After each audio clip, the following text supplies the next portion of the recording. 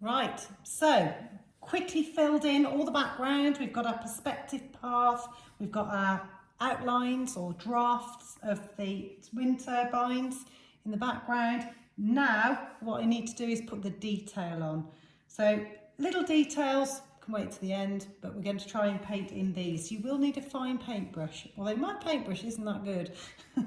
I'm using classroom materials that we have at school. Okay.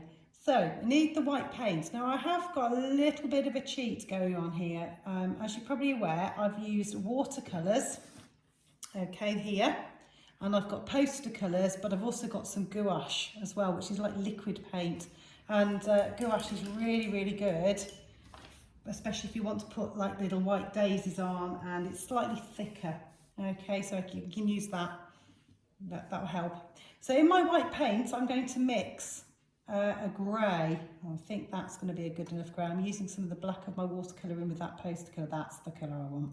And I'm going to do exactly what my picture tells me. I'm going to rest my little finger and I'm going to pivot my paintbrush and I'm going to drag that paintbrush down because all those little bristles want to follow the direction of the brush. If you push the brush, you won't get a nice, neat, crisp line. Okay? And sometimes we miss the paper when we're painting like this because we're trying to tickle the surface of the paper rather than really stroke it with full force. So it's down to tickling the paper. Okay. And here I've got this nice dark colour again. In fact, it's darker. I can go a little bit darker on that. So this is the sort of like the herb and the nodule. Notice how I'm using my paintbrush in a curved way now, because it's easier for me to fill that in painting like so than it is if I was to paint it with like a straight line. I've got some dark marks here. I am wondering whether I'm obscuring what the camera can see there, which is quite hard because my hand is in the way. I've got a bump there, but I can get rid of that bump in a bit. It's because my paper's bumpy.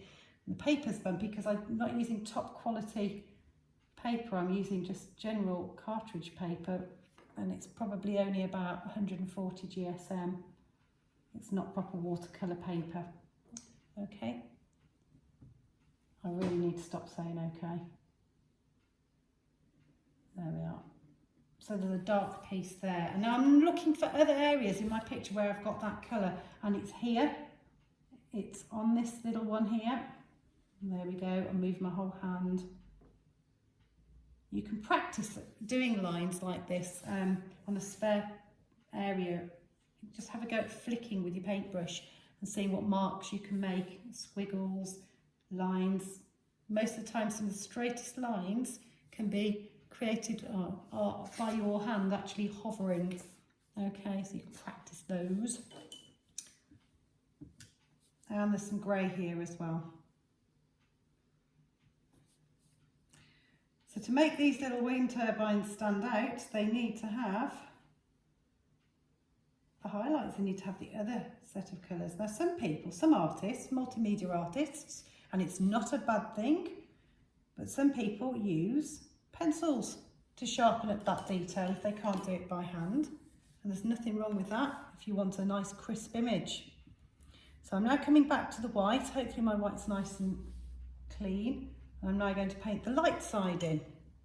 So I've done the dark side, now I'm putting the light side. Now, block paints, even when thick, don't always show up when you've painted a nice light wash of a background. So whilst I am making a difference with the white, I might argue that I do need to use that gouache to get it to stand out. A little water. Do this one. If I had the perfect world, I'd probably use a baby chisel brush like that one, but a really tiny one for long flat areas. But we just simply haven't got that to hand, so we're going to make do with what we've got. Don't know whether to put that little bird on. There's a little bit of a line that goes there, a little bit of a highlight line.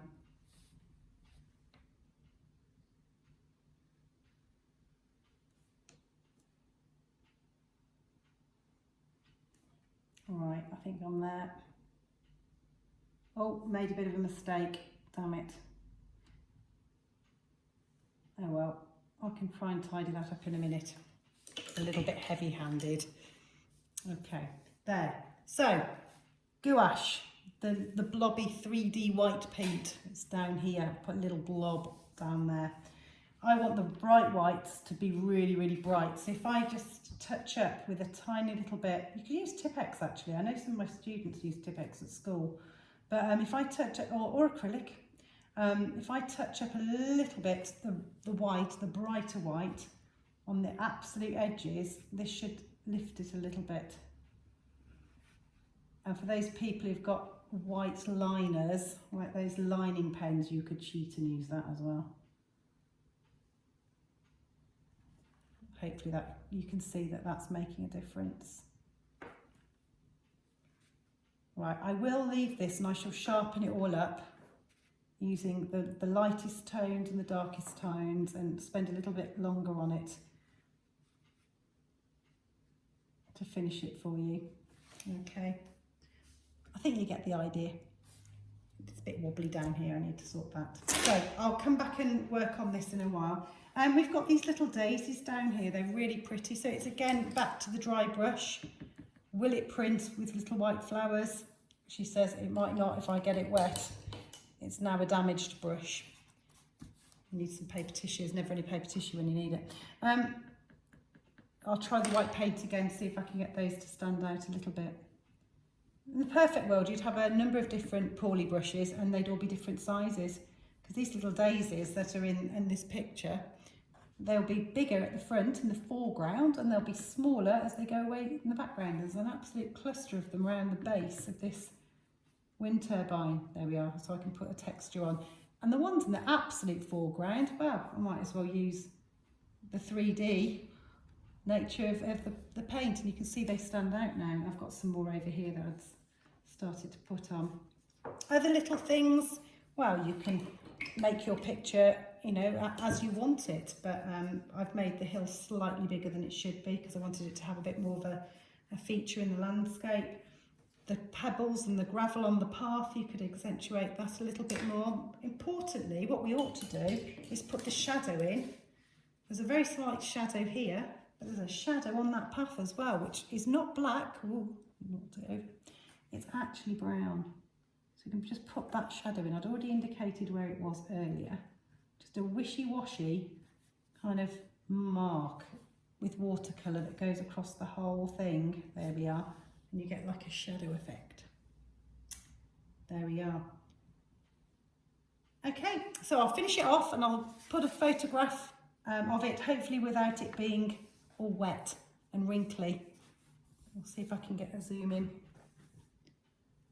what I've just done for you.